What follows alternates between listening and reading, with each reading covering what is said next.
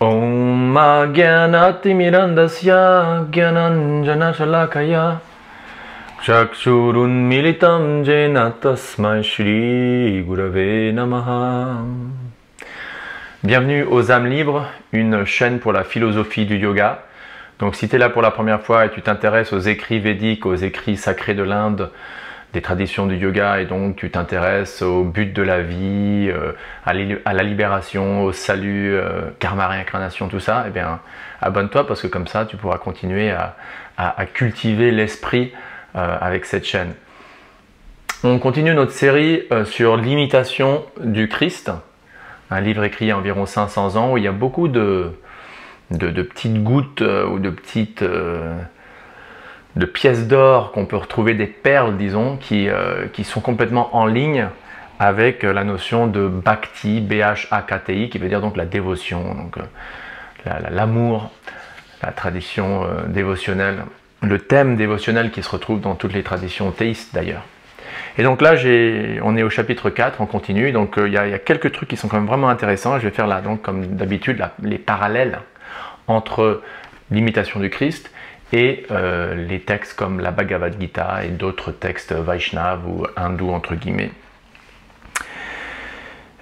Il y a une emphase qui est mise sur comment c'est important de penser, de comprendre, d'agir dans ce monde, non selon notre propre spéculation, mais selon Dieu. Selon Dieu. Et ça, c'est un principe qu'on retrouve dans le Bhakti Yoga.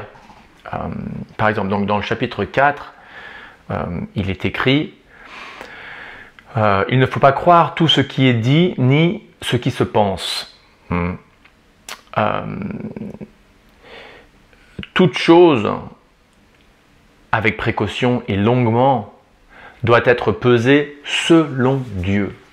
Selon Dieu. » Donc pour par exemple, je sais pas, j'allais dire se vacciner ou pas se vacciner, mais bon c'est peut-être un sujet un peu trop chaud, mais par exemple je sais pas, entre déménager à Marseille ou déménager à Paris ou je sais pas, acheter cette voiture-ci ou cette voiture ça bon peut-être on peut prier à Dieu, s'il te plaît donne-moi un peu, guide-moi un peu, mais je crois que ce qui est plus important, c'est des questions vraiment profondes, métaphysiques, quoi. Quel est le but de la vie? Qu'est-ce que je fais? Qu'est-ce qui se passe après la mort?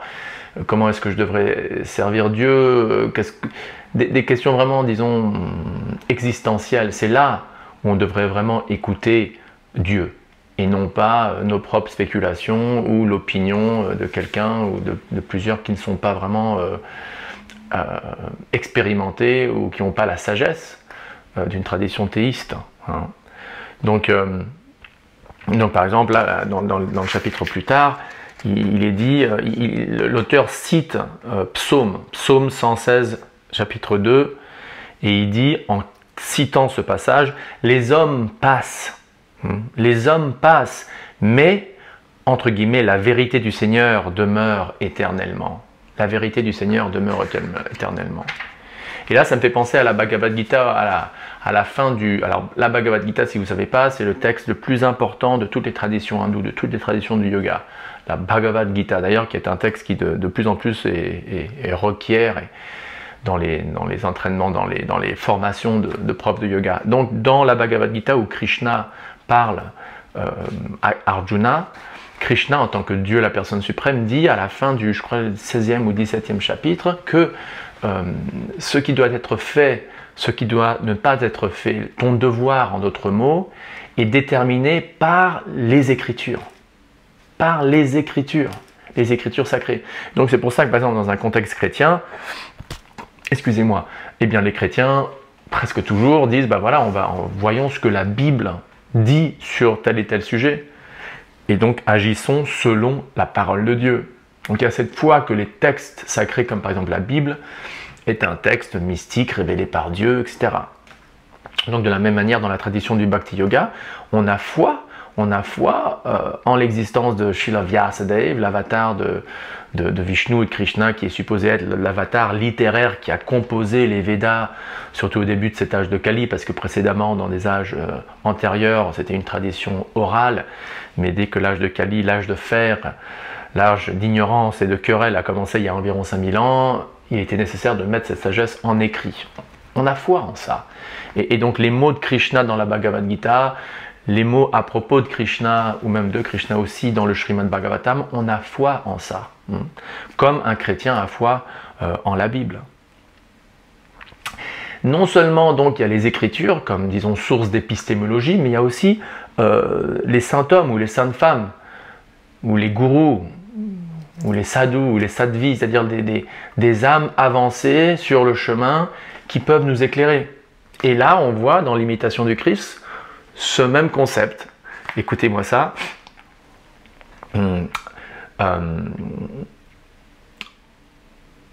Auprès de l'homme sage et consciencieux, prends conseil et cherche plutôt d'être instruit par le meilleur que de suivre tes propres imaginations. Ça me rappelle le premier verset que j'ai appris de la Bhagavad Gita, dans le chapitre 4, verset 34. Tad vidi pranipatena pariprashnena sevaya upadekshanti te gyanam gyaninas tattvadarshina.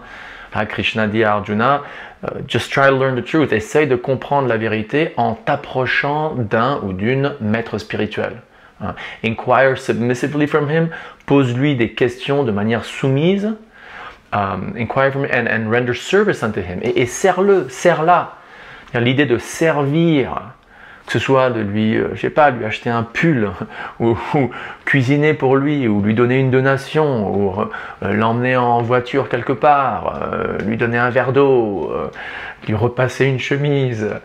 Servir des grandes âmes, d'ailleurs c'est ce concept de Mahat Seva. Seva en sanskrit ça veut dire servir, et Mahat c'est donc court pour Mahatma, comme disait Mahatma Gandhi, des grandes âmes, les âmes avancées spirituellement.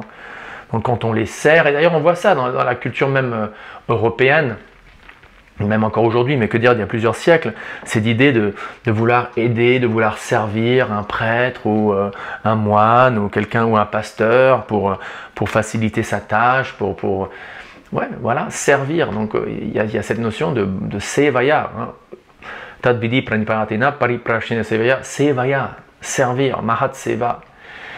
Et quand donc tu poses des questions de manière soumise, et donc c'est important parce qu'il y a cette notion de, on ne peut pas vraiment menacer ou challenger une âme avancée, ou on peut le faire mais le résultat sera différent.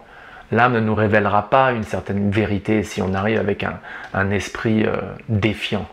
Donc c'est pour ça qu'il y a cette notion, Krishna qualifie ça, il faut être humble, il faut approcher humblement, respectueusement, de manière soumise. Ça veut pas non plus dire qu'on devient des membres d'une secte où on perd notre intelligence et notre sens du bon sens et de la rationalité, mais en même temps, on doit être humble et soumis. Donc des questions qui sont humbles et soumises, du service et Gyaninas Tattvadarshina, ces âmes, ces grandes âmes, elles te révéleront la vérité. Elles te révéleront la vérité. C'est ce que Krishna a dit. Et là, dans l'imitation du Christ, il y a la même chose. Auprès de l'homme sage et consciencieux, prends conseil. Cherche plutôt d'être instruit par le meilleur. Donc, si tu veux apprendre à propos de Dieu, c'est pas en t'approchant de... Alors, je vais dire n'importe quoi, parce que peut-être que j'allais dire, c'est pas en t'approchant d'un balayeur de rue, mais peut-être que le balayeur de rue est quelqu'un de très sage spirituellement. Et d'ailleurs, il y a des prêtres aussi, on le sait bien, qui sont des vermines. Donc ultimement, la position sociale que quelqu'un peut avoir est complètement secondaire, complètement superficielle. Mais le point principal, c'est qu'il faut s'approcher de quelqu'un qui a une connaissance de Dieu, qui a une profondeur. Et comment est-ce qu'on sait ça? Eh bien, est-ce que la personne est dédiée à Dieu? Est-ce qu'elle dédie X heures par jour à prier ou à réciter des écrits sacrés ou à lire la Bible ou la Bhagavad Gita? Est-ce qu'elle a un lifestyle qui est pur? Ou est-ce que là, en cachette, est-ce qu'elle elle fait des choses qui sont répréhensibles et immorales? Ou alors est-ce que leur vie est tout à fait pure et exemplaire? Donc est-ce qu'elles ont de la dévotion ultimement? Est-ce qu'elles ont de l'amour pour Dieu? C'est ces personnes-là qu'on doit approcher. Là, il y a un autre passage dans ce chapitre 4. On fait un peu une conclusion avec ça. Parce que dans le chapitre 5, j'ai déjà parlé de trucs de la vérité du Seigneur demeure éternellement. Parce que, avant de finir avec ce petit truc que je viens de dire, on va terminer sur le point que je faisais avant. Le premier point que je faisais.